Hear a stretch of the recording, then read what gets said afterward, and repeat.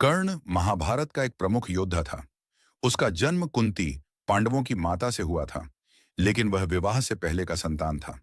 कुंती को ऋषि दुर्वासा से एक वरदान मिला था कि वह किसी भी देवता को आह्वान करके उनसे संतान प्राप्त कर सकती है। जिज्ञासावश कुंती ने सूर्यदेव को बुलाया और उनसे कर्ण का जन्म हुआ। लेकिन उस समय वह अविवाहित थीं, इसलिए समाज के डर से उन्होंने कर्ण को एक टोकरी में रखकर नदी में बहा दिया। पालन पोषण कर्ण को अधिरथ, सारथी और उनकी पत्नी राधा ने पाया और पाला। इसलिए वह सूत पुत्र कहलाया और राधेय नाम से भी प्रसिद्ध हुआ। विशेषताएं: जन्म से ही कर्ण के शरीर पर कवच और कुंडल थे, जो उसे सूर्यदेव से प्राप्त हुए थे और उसे अजेय बनाते थे।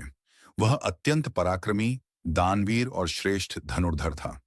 कर्ण ने गुरु द्रोणाचार्य से शिक्षा नहीं पाई, क्योंकि वह सूत पुत्र था। तब वह भगवान परशुराम के पास गया और उनसे शस्त्र विद्या सीखी।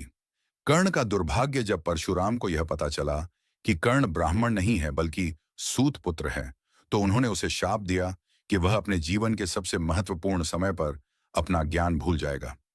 एक और बार एक ब्राह्मण ने उसे शाप दिया कि उसका रथ का पहिया युद्ध में धरती में धंस जाएगा।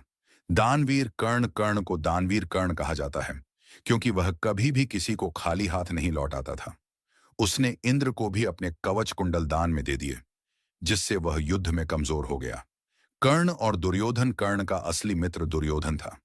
जब समाज ने उसे सूतपुत्र कहकर अपमानित किया, तब दुर्योधन ने उसे अंगदेश का राजा बनाया।